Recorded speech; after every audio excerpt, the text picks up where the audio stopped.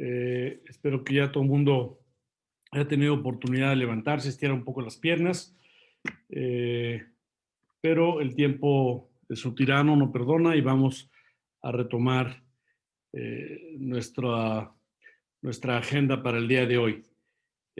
Nuestro siguiente ponente es el doctor Óscar Humberto Montiel Ros.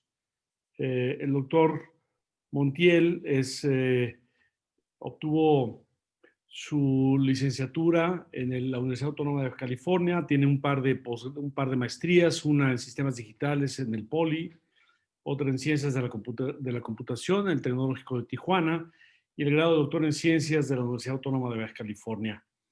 Su área de especialidad es el diseño y desarrollo de sistemas computacionales inteligentes de alto rendimiento, basado principalmente en lógica difusa, redes neuronales, cómputo evolutivo y computación cuántica.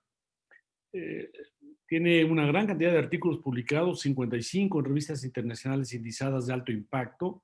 Tiene 65 capítulos de libros, 4 artículos de difusión nacional. Ha publicado 5 libros, 33 artículos en congresos internacionales, 36 en congresos nacionales. Ha dirigido 9 tesis de doctorado y 36 de maestría. Tiene más de 2.100 citas. Sus trabajos tienen más de 2.100 citas. Es evaluador de CONACYT en los programas de estímulos a la innovación, ya extinto, y en los fondos sectoriales y en el PNPC. Cuenta con premios nacionales e internacionales. Ha sido eh, reconocido con el diploma de investigación por el Instituto Politécnico Nacional. Es cofundador y miembro activo de la Hispanic American Fuzzy Systems Association y del capítulo mexicano de la Sociedad de Computación Inteligente de la IEEE. Faltó comentar que es nivel 1 en el Sistema Nacional de Investigadores en México. Él nos va a dar la plática potencial del cómputo cuántico en el aprendizaje de máquina. Óscar, sin más, te cedo el control.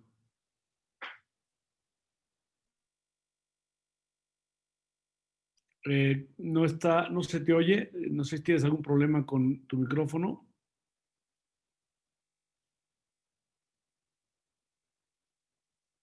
Bueno, no. Seguimos sin escucharte.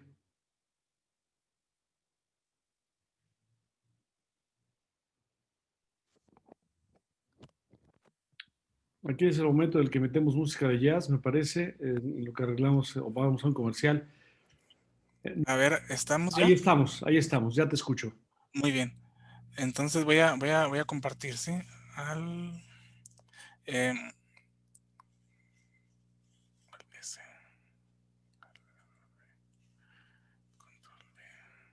Eh, para compartir no encuentro el control. En la parte de hasta abajo, Alt, Sí, nomás que no se ve en la computadora. Es Al S, me dijo el Alt doctor S. Sergio. Alt S. Sí, Al S, ¿verdad? Sí, pero no, ahora no sale. Alt S. A ver. Alt S. Ahí está, ahora sí. Share. ¿Sí? Un segundo, por favor. Ahí está, ya se ve. Sí, déjenme poner mi otra pantalla. Muy bien, aquí estamos, ahora sí.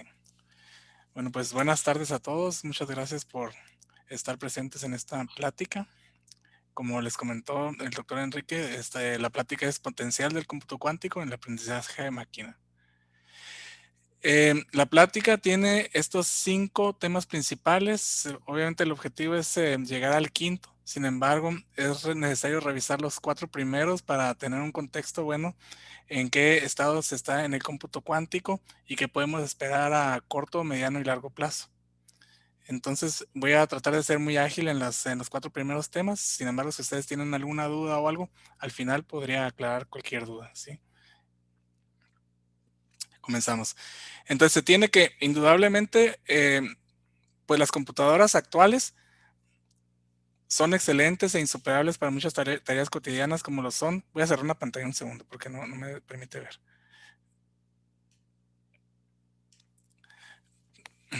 Como lo son pues los procesamientos de textos, bases de datos, etcétera. Entonces definitivamente pues las computadoras cuánticas no van a sustituir en todas sus aplicaciones a las computadoras tradicionales. Estas computadoras tradicionales, pues como lo sabemos, manejan bits, ¿verdad? Están basadas en el álgebra booleana.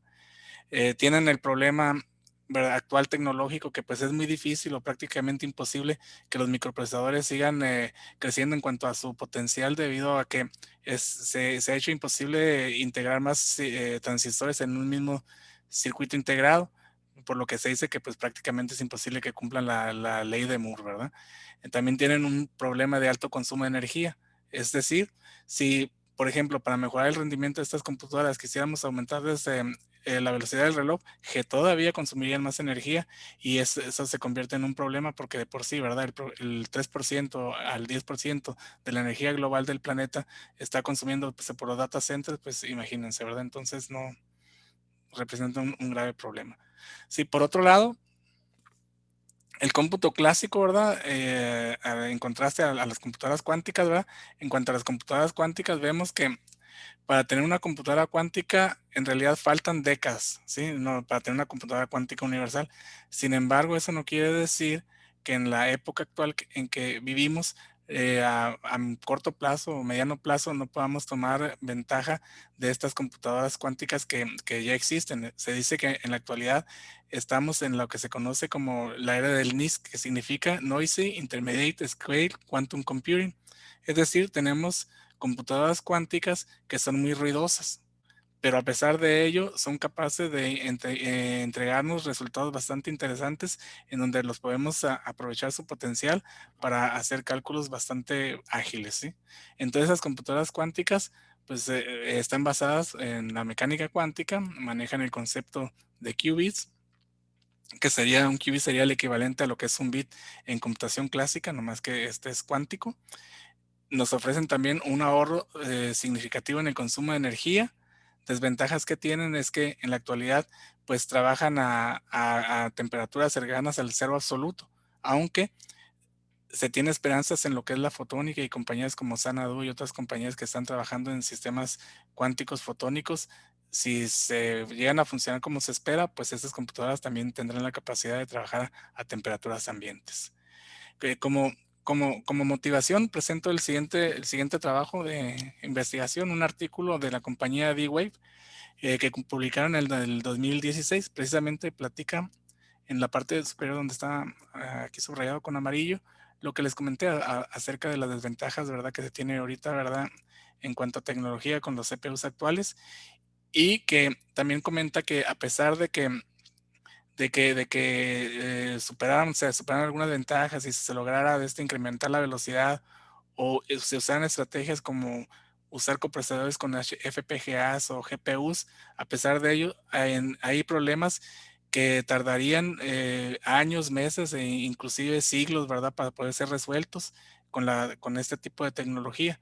Y que sin embargo también menciona que se han hecho experimentos, ¿verdad? Por ejemplo, en el 2015 la NASA hizo un experimento de optimización, ¿verdad?, en donde demostraron que era capaz de resolverse un tipo de problema 100 millones de veces más rápido que usando una computadora clásica, ¿sí? En cuanto a ahorro de energía, también les comenté que la computadora cuántica o la computación, sí, las computadoras cuánticas en general ofrecen ventajas significativas sobre las computadoras clásicas. En los 70s, un investigador de la IBM llamado Rolf Landor descubrió que el borrar la información de las computadoras es lo que se hace que haya consumo de energía. Desafortunadamente, en las computadoras actuales que siempre se está escribiendo y borrando energía, pues básicamente así funciona, perdón, información, básicamente así funcionan, y por ello pues se tienen grandes consumos de energía. Sin embargo, en las computadoras cuánticas, una computadora cuántica está formada por un registro cuántico en donde no se borra, solamente se transforma su información, es decir, va evolucionando en el tiempo. Entonces esas pérdidas tan grandes de energía no se tienen. En resumen, la computación cuántica nos ofrece las siguientes ventajas. Perdón, están viendo diferente pantalla. Un gran rendimiento en cuanto a consumo de energía, van a consumir muy poca energía. También grandes velocidades para el entrenamiento y la optimización. Entrenamiento pues en sistemas como por ejemplo, redes neuronales, ¿verdad? Y todo lo que es aprendizaje de máquina, que sería la parte de nuestra línea de investigación. Este acetato que tengo aquí, pues nos presenta básicamente el estado actual de cómo se trabajan los sistemas, ¿verdad? Aquí en la parte de abajo podemos ver la evolución de los microprocesadores desde los 70 hasta la actualidad. Podemos ver aquí en la parte inferior que se llegó a un límite de integración que pues ya no es posible superar. ¿Por qué? Porque están, al querer hacer más pequeños los circuitos, ¿verdad? Se están ocurriendo ya circuitos de fenómenos cuánticos que en este tipo de sistemas pues no es deseable, ¿verdad? En las computadoras clásicas. Entonces hacen esas estrategias o estas estrategias para mejorar el rendimiento. En contraste, las computadoras cuánticas cada 2 años se están doblando el número de qubits y no se ve un número límite. O sea, si se va a poder ir incrementando cada 2 años. Entonces, por ejemplo, la compañía D-Wave para este año o el próximo año ya tienen planeado una computadora cuántica de 5000 qubits. Ahorita andan en los 2000, que es la computadora cuántica comercial que ofrecen, ¿verdad? Aquí a la derecha podemos ver un comparativo de cómo se han ido creciendo esos sistemas cuánticos, ¿verdad? En el tiempo de diferentes compañías, ¿verdad? Tenemos la de IBM, tenemos la Rigetti, tenemos también la D-Wave, ¿verdad? Etcétera. Entonces se ve un incremento bastante bueno. Esta gráfica está proporcionada por la compañía IBM y nos da una muy buena radiografía de cómo se encuentra el cómputo cuántico y qué podemos esperar a corto, mediano y largo plazo, ¿sí? Básicamente se tienen dos tipos de computadoras, las que se conocen como computadoras adiabáticas y las computadoras que se conocen como computadoras basadas en modelos de compuertas, ¿verdad? Que serían estas y serían estas que tenemos aquí. Es lo que tenemos de este lado. Estas otras tres que están aquí, la que dice Logical 10A1, Logical 100A1 y 1000A1, realmente es esta, pero como les comenté, se está en la etapa del NIS, ¿verdad? Esas computadoras son muy ruidosas, entonces, aunque por ejemplo, aquí se tiene planeado, por ejemplo, aquí tener, ¿qué serían? 1000 qubits, en realidad no serían 1000 qubits, ¿verdad? Porque por cada 10 qubits tendríamos que ocupar un qubit de corrección. Entonces, bueno, eso nos recorre el tiempo, ¿verdad? De tener disponible ese sistema con qubits, pues nos lo recorre unos años. Igualmente, ¿verdad? Para tener un factor de corrección 100A1, otros años, ¿verdad? Etcétera, ¿verdad? En la parte de abajo tenemos el tipo de aplicaciones. Por ejemplo, aquí donde dice Classical Limit son los simuladores cuánticos. Normalmente, pues todos los que comenzamos a trabajar en cómputo cuántico comenzamos haciendo simulación, sobre todo pues porque hace algunos años pues no estaban disponibles, ¿verdad? Las computadoras ahorita ya hay disponibles computación cuántica, ¿verdad? Computadoras cuánticas que se pueden accesar mediante la nube. Pero el problema con las simulaciones que tienen un límite. Por ejemplo, con una GTX 1080 se pueden simular entre 42 y 56 qubits. Subir un qubit es crecer las necesidades en cuanto a computación clásica enormemente, se crece exponencialmente. Por ejemplo, para 64 qubits ya necesitamos clúster de 128 nodos. Entonces, si subimos un poquito más aquí en las líneas horizontales, tenemos que para aplicaciones de química cuántica, por ejemplo, pues tenemos esta necesidad más o menos como de 200 qubits. Sí, podemos ver, ¿verdad? Que las computadoras adiabáticas como la D-Wave, pues ya hace algunos años que satisfacen estos requerimientos, también incluso de aprendizaje máquina y de encriptación, ¿verdad? Resolver problemas de factorización como el algoritmo de Shor, ¿sí? Pero por otro lado, las computadoras que están basadas en modelos de compuertas como IBM, pues les falta todavía poquito, ¿verdad? ¿Sí? Por ejemplo, aquí para el 2022, más o menos ya se va a poder estar trabajando con aplicaciones interesantes, aunque eso no quiere decir que en todos estos años no se haya hecho, ¿verdad? Se pueden ver bastantes resultados experimentales en cuanto a aprendizaje máquina ya con las computadoras IBM y las basadas en modelos de compuertas, pero al decir de aquí, por ejemplo, este círculo, ¿verdad? Y este que tengo aquí, es como más bien enfocándose a aplicaciones hacia el público. Por ejemplo, cuando lleguemos a este nivel o a este nivel, podremos ver a lo mejor, ¿verdad? Integradas la computadora cuántica, ¿verdad? Aplicaciones como en aprendizaje profundo, ¿verdad? Así como cuando usamos el Google Colab, ¿verdad? Y que tenemos la opción de poder seleccionar una GPU, una TPU, posiblemente también vaya a haber un checkbox ahí en donde digamos, quiero usar una computadora cuántica y si está disponible, la usemos, ¿verdad? A ese nivel se va a llegar en pocos años, ¿verdad? Es lo que se espera. Y no es una ilusión mía o algo que yo me lo imagine, ¿no? Sino está sustentado, por ejemplo, en cosas como estas, ¿verdad? Este es el esquema de trabajo de IBM. Ellos tienen planeados para el 2023 tener computadoras cuánticas con más de 1000 qubits, que precisamente si me regreso acá, es lo que se requiere para aprendizaje máquina, ¿sí? Entonces, bueno, pues si observamos, si nos fuéramos un poquito así estrictos, ¿verdad? Como para el 2026, 2027, ya podríamos estar viendo ese tipo de cosas, ¿verdad? Los usuarios comunes, ¿verdad? Que no están metidos o que no están metidos en cómputo cuántico. Y entonces uno se pregunta, bueno, ¿cómo es posible, verdad? Que computadoras como la IBM, la Rigetti, la de Google, ¿verdad? Estén compitiendo con computadoras que ya tienen para estas fechas 5000 qubits y ellos apenas anden alrededor de los 50 o 100 qubits. La respuesta es muy fácil, ¿verdad? Porque las computadoras como la de D-Wave están basadas en el Quantum Annealing, que básicamente es esto, ¿verdad? Es una computadora que te permite programar el problema en cierta forma y el sistema cuántico evoluciona de forma natural sin que uno tenga control sobre él y el sistema solito llega a los mínimos. El detalle ahí es en cómo se programa el sistema, ¿verdad?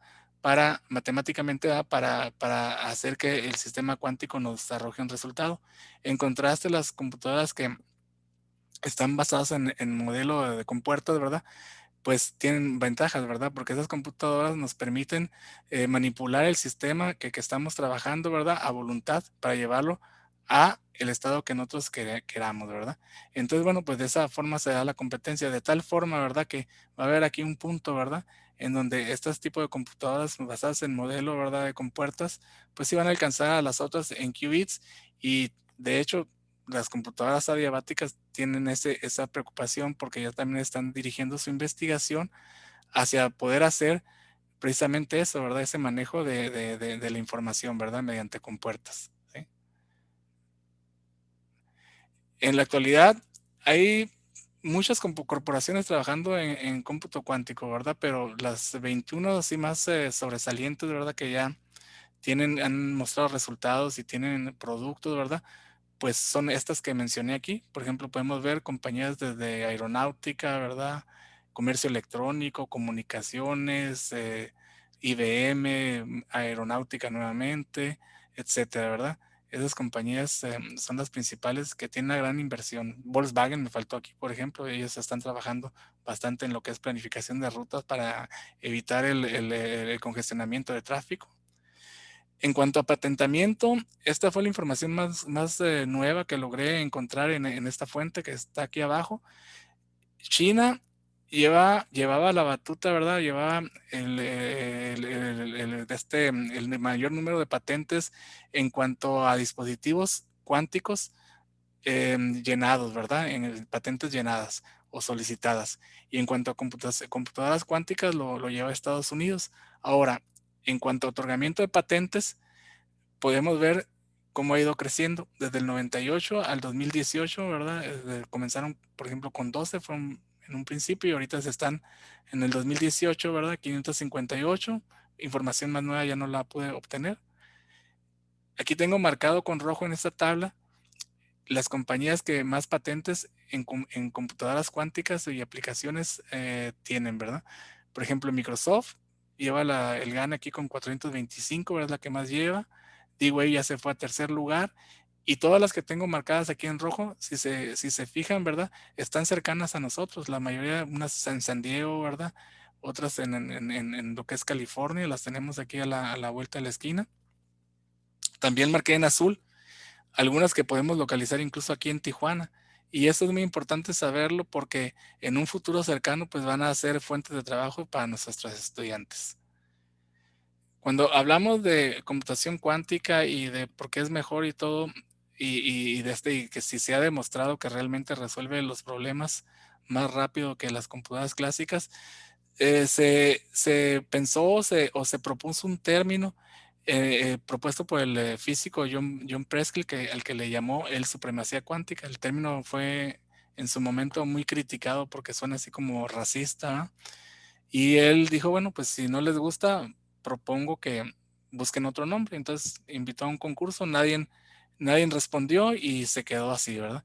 Entonces se dice que va a haber supremacía cuántica cuando una computadora cuántica sea capaz de resolver un problema que ninguna de las del top 500 lo pueda resolver en un tiempo razonable, ¿sí? Entonces, hace algunos años se estimaba que con 50 qubits se iba a lograr esta hazaña. La Google el año pasado dijo que con 53 qubits la había logrado porque dijo que en 200 segundos había logrado resolver un problema que la supercomputadora Summit de IBM le llevaría 10,000 años. Lógicamente, esto no le gustó a IBM y pues con su equipo de investigadores se puso a trabajar, ¿verdad?, en resolver el mismo problema y le dijo, no, pues momento, ¿verdad? Ese problema que tú resuelves en 200 segundos, yo lo resuelvo en 2 días y medio. Acepto, eres más rápido, ¿verdad? Y todo, pero no has logrado todavía demostrar que hay supremacía cuántica. Este slide me gusta presentarlo porque nos demuestra aquí, por ejemplo, tenemos este punto, ¿verdad? En este algoritmo que se conoce como Shor, el cual trata de encontrar los números primos de un número. A medida que crece el tamaño del problema, la complejidad crece. Por ejemplo, la línea negra es el tiempo que tardaría una computadora clásica en resolver ese problema. Y la línea roja es lo que tardaría matemáticamente demostrado, ¿verdad?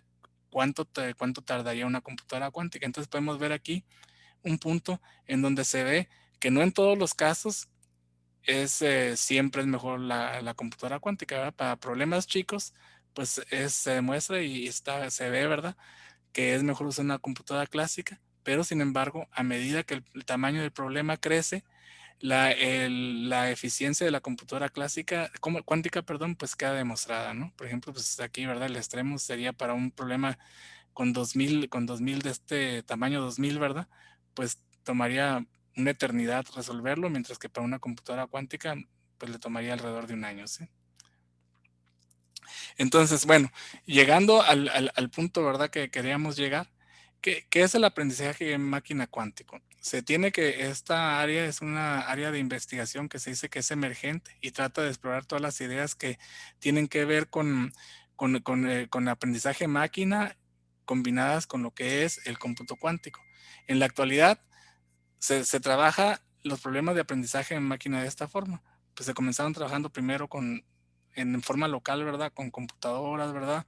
Metiendo los mejores procesadores, las mejores velocidades, mejores tamaños de memoria. Cuando se llegó a un límite que ya no se podía, pues se estudiaron estrategias de usar FPGAs y GPUs, ¿verdad? E incluso, ¿verdad? Pues están soluciones como las que ofrece Amazon Web Service, donde hay pues servidores, ¿verdad?, que están en nodos de computadoras, ¿verdad?, para resolver ese tipo de problemas, ¿verdad? Pero sin embargo, como les comenté, pues pueden tardar años en solucionarse esos problemas, ¿sí? La ventaja, la solución ideal, pues sería tener un coprocesador cuántico, ¿verdad?, que trabajara a temperatura ambiente, de igual forma como tenemos una GPU. Sin embargo, pues eso es lo ideal. En la actualidad, pues tenemos esto, ¿verdad? Básicamente tenemos computadoras cuánticas en la nube, en donde hacemos procesamiento híbrido, porque es lo que se hace en esta época que les comenté que se conoce como época del NISQ.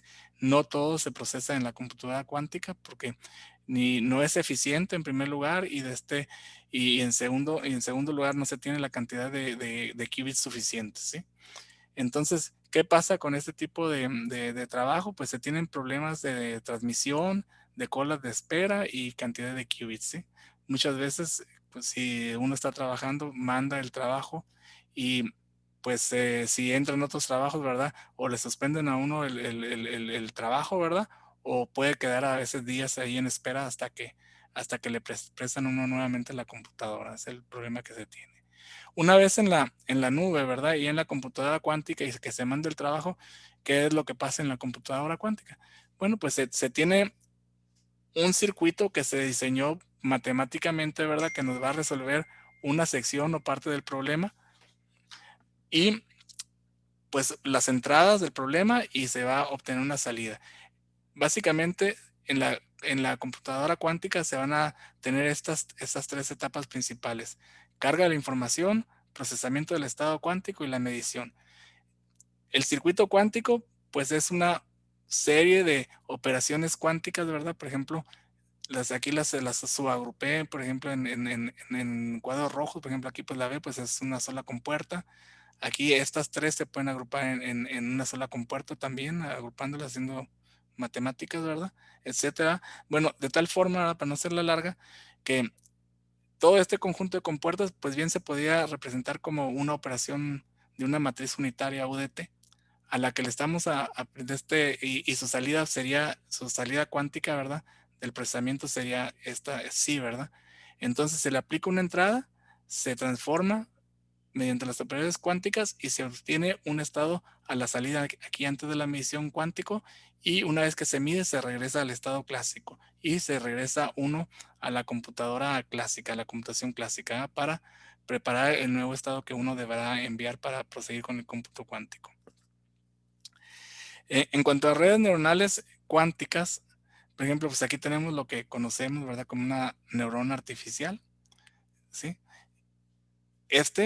Que es una representación de un qubit, su descripción matemática. Entonces, por ejemplo, aquí tenemos la parte de la neurona, ¿verdad?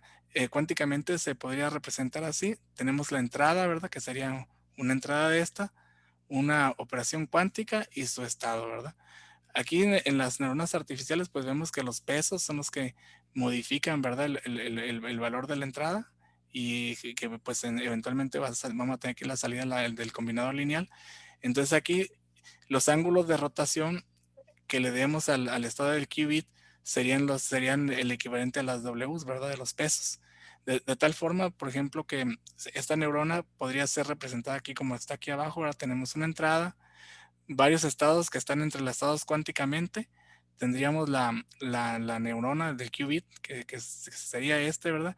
Y rotaciones que se realicen con él, y obtendríamos finalmente el cálculo, ¿verdad?, de la salida, ¿sí? Pero un qubit no está limitado únicamente a hacer una clasificación 0 o 1. O sea, realmente un qubit es mucho más poderoso, ¿verdad? Por ejemplo, en este esquema, aquí en el que tenemos a la izquierda, podemos ver un solo qubit clasificando 4 clases, ¿sí? Aquí están marcadas 1, 2, 3, y la cara de enfrente sería 4, ¿verdad? Oscar, O 6 clases, perdón. Oscar, nos quedan 5 minutos. Voy a tratar de irme muy rápido, ¿sí? Por favor. ¿Sí? Entonces, bueno, podemos tener aplicaciones en redes multicapa. Por ejemplo, aquí, ¿verdad?, tenemos una capa clásica, una capa cuántica, y nuevamente se regresa a la capa clásica. Aplicaciones con PyTorch se están manejando, donde tenemos la capa de PyTorch, la capa de cuántica. Esta capa está aquí en la computadora cuántica de IBM, y la parte de optimización que se puede desarrollar mediante el PyTorch o también mediante una etapa de optimización cuántica, ¿sí? Redes convolucionales, por ejemplo, aquí en esta acetato podemos ver, ¿verdad? El filtro es un filtro convolucional cuántico aplicado a la primera capa convolucional. La parte azul es el resultado de una red convolucional clásica, y esta parte de aquí arriba, la naranja y la verde, son las capas que cuando se usó la capa convolucional cuántica. Y podemos ver que pues la precisión que se obtuvo es mucho mejor en cuanto a precisión y también en cuanto a tiempo de entrenamiento. Tenemos bastantes cosas que hemos hecho, ¿verdad?, en cómputo cuántico. Lástima que ya no tuve oportunidad de platicarle. Tesis para los estudiantes en diversas áreas de cómputo cuántico. Y como comentarios finales, pues les quiero decir pues que la historia pues nos ha demostrado que cada revolución industrial pues viene apareada, ¿verdad?, con la creación y desaparición de nuevas carreras y empleos. La cuarta revolución industrial pues está asociada básicamente con estas 10 principales líneas, ¿verdad? lo que es la inteligencia artificial y aprendizaje máquina, Internet de las cosas, la computación cuántica, por supuesto, ¿verdad? Y siendo la computación cuántica, ¿verdad? El tema de esta plática, ¿verdad? Les comento que existen fuertes bases para creer que la computación cuántica va a disparar la quinta revolución industrial debido a su gran potencial que tiene para precisamente para potencializar todas las demás áreas, ¿verdad? Entonces, muchas universidades en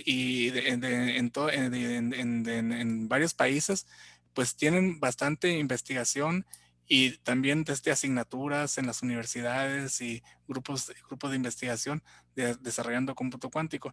En México, yo he leído pues varios artículos de investigación que son bastante buenos, ¿verdad? Y todo. Sin embargo, no aparecemos en los listados de los países que estamos trabajando en ello, a pesar de que tenemos esfuerzos aislados. Y pues como problema que veo, pues estamos llegando, ¿verdad? Siempre al último, ¿verdad? A ser consumidores de la tecnología. Y lo bueno también del punto es que, pues como mencioné al principio de la plática, faltan muchos años todavía para que tenga la computadora cuántica universal, aproximadamente más de 30. Entonces, pues aún estamos a tiempo, ¿verdad? De retomar el camino en esta línea, ¿verdad? Y tratar de aportar y pues no llegar, ¿verdad? A la carrera, al final de la carrera, al último, ¿verdad? No más de ser consumidores, sino también tratar de tener patentes, ¿verdad? Tenemos físicos excelentes, electrónicos excelentes, ¿verdad? En nuestro país, que bien, ¿verdad? O programadores, ¿verdad? Que pues, hay para todos, ¿verdad? Que pueden trabajar en ese tipo de tecnología, ¿sí? En CITED, pues tenemos básicamente estas 5 líneas, ¿verdad? Que están relacionadas con los temas que les platiqué para realizar tesis de maestría y doctorado. Y pues no queda más, ¿verdad? Hay que prepararse científicamente, pues en este tipo de cosas, ¿verdad? De tecnologías que está por venir, ¿sí? Ujú. Y bueno, pues concluyo con esto, ¿verdad? Déjense seducir por la mecánica cuántica y el cómputo cuántico es una área muy bonita, ¿verdad? Y que tiene mucho potencial, sobre todo para los jóvenes, en donde pues ya muchos de los trabajos están siendo saturados, ¿verdad? Inclusive, ¿verdad? Aunque sean áreas novedosas, ¿verdad? Hay mucha saturación de empleo. Entonces, como eso está por venir, para la gente joven está excelente. Por mi parte es todo. Muchas gracias. Pues muchísimas gracias, Oscar. Estupenda tu plática, como siempre. Seguramente has despertado interés en algunos de nuestro auditorio, en alguien de nuestro auditorio. Está el chat abierto para sus preguntas. Las vamos a ir leyendo conforme se vayan presentando. Aquí estamos en espera. Tenemos unos minutos, todavía unos 8 minutos para recibir sus preguntas.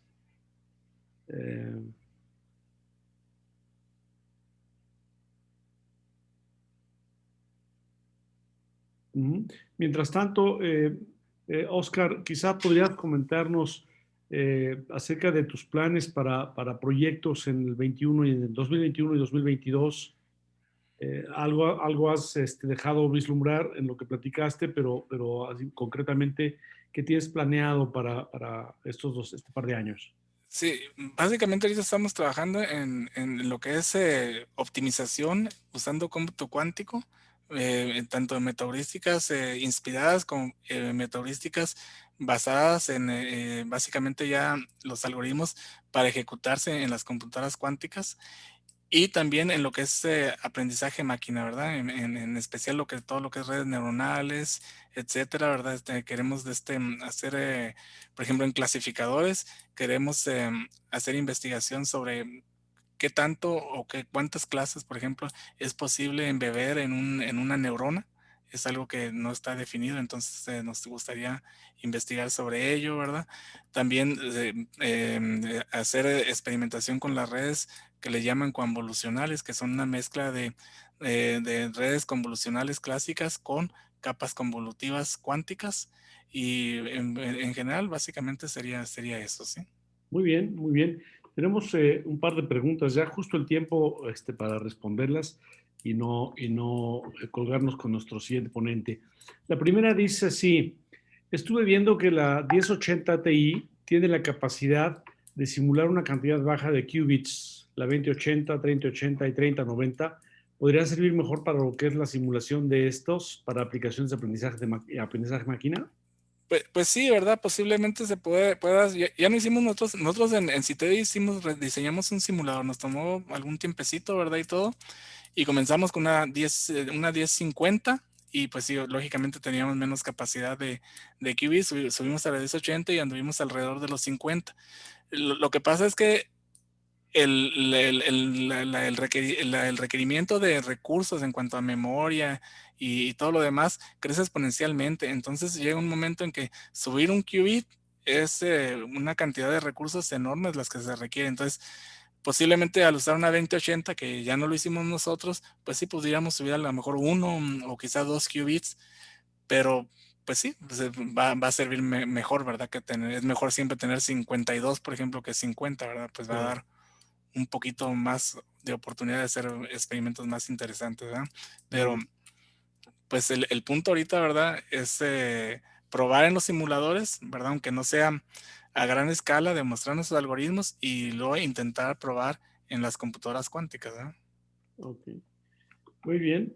A ver, tenemos aquí otra pregunta que dice, físicamente, ¿de qué materiales se construye el corazón CPU de una computadora cuántica? Bueno, es que hay varias tecnologías. Por ejemplo, la que le tengo fe que posiblemente sí funcione a temperaturas ambientes, ¿verdad? Es la que está basada en fotónica, pues esos son fotones que se transmiten como rayos, ¿verdad? Así de luz, ¿verdad? Y de este tipo, funcionan tipo en lo que sería un interferómetro. Ajá, hay otras que están basadas, por ejemplo, en circuitos integrados, ¿verdad? Así como los transistores están hechos, ¿verdad? Con las capas PNPC, nomás que le ponen otra, por ejemplo, sería PNPCP, por ejemplo, por decir algo así, ¿verdad? Ok. Entonces, en ese silicón, pues se trata de hacer las barreras de potencial y todos los efectos túneles y todo, ¿verdad? Para hacer los efectos cuánticos. Esa sería otra. Hay otras que les llaman también que funcionan con tecnología a cristales, ¿sí? Con diamantes, por ejemplo, ¿verdad? Entonces hay varias tecnologías, trampas de iones, o sea, las compañías están experimentando con pues no, una gran diversidad de tecnologías, ¿verdad? No las sé, no sé exactamente cuántas, ¿verdad? 5 o 6, ¿verdad? Pero lo que sí sé es que son varias, ¿verdad? Muy bien. A ver, aquí hay alguna pregunta. Yo no sé si se refiere a las computadoras clásicas que has mencionado al principio.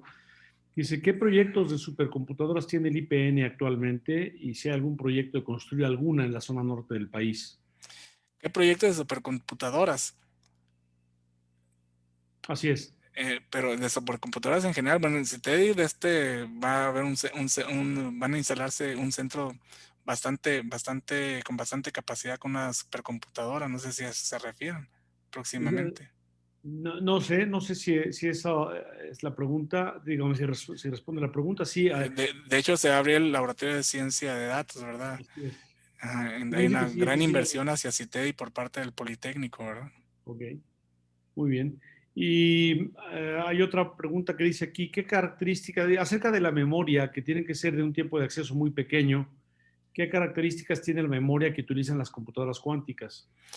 Bueno, las computadoras cuánticas en la actualidad no manejan memoria, ¿sí? Ok, Hay proyectos para hacer memorias cuánticas, ¿sí?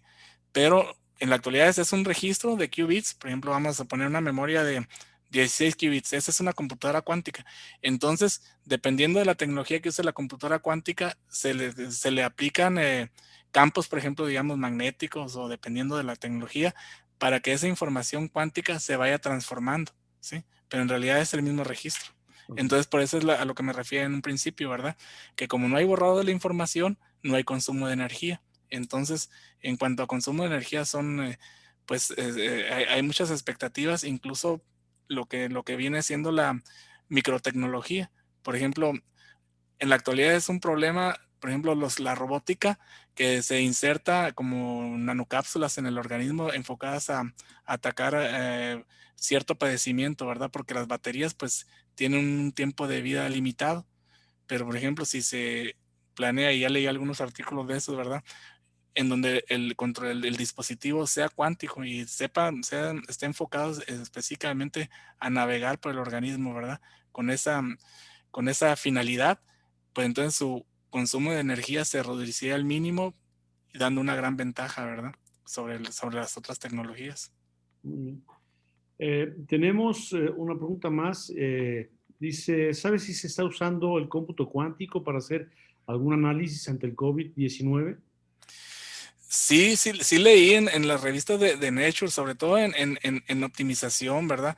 Vi un anuncio que estaban haciendo, ¿verdad? Ya no lo investigué más, pero sí vi que estaban haciendo experimentos. Y ya por último, porque se nos va el tiempo, dice, en cuanto a seguridad cuántica, ¿qué me comenta al respecto de espionaje de una conversación sobre una red cuántica o interceptar un mensaje codificado? Cambiar el contenido del mensaje. Sí, mira, por ejemplo, de este, pues, como fue el tiempo fue reducido, ¿verdad? Precisamente puse aquí bueno, en uno de los acetatos está Google y está el símbolo de Bitcoin, ¿verdad? Okay. Porque resulta que Google en un momento publicó código en donde rompía todo el blockchain de Bitcoin. Entonces, pues se le reclamaron, ¿verdad? Y todo, y retiró la publicación. Okay. Sí, entonces, pues realmente, pues sí, ¿verdad? Son rapidísimas, ¿verdad? Y todo, pues sí pueden romper prácticamente cualquier esquema de encriptación. Bueno, en contra de eso, pues también se está haciendo encriptación cuántica, ¿verdad? Claro. Sí. Muy bien. Bueno, ya no tenemos tiempo. Lo que nos resta nada más es agradecerte tu plática, Oscar, como siempre, muy, muy interesante. Y te queremos hacer entrega del presente reconocimiento. CITEDI otorga el presente reconocimiento al doctor Oscar Humberto Montiel Ros por haber impartido la plática Potencial del cómputo cuántico en el aprendizaje máquina en el Centro de Investigación y Desarrollo de Tecnología Digital en el marco del seminario Tecnologías Digitales en la Postpandemia del COVID-19 el día 30 de octubre de 2020, firmado por el doctor Julio César Rolón Garrido, director del CITEDI. Muchísimas gracias. Sí, muchas gracias a todos por su asistencia. Gracias, Enrique. Muchas gracias. Sí, hasta luego.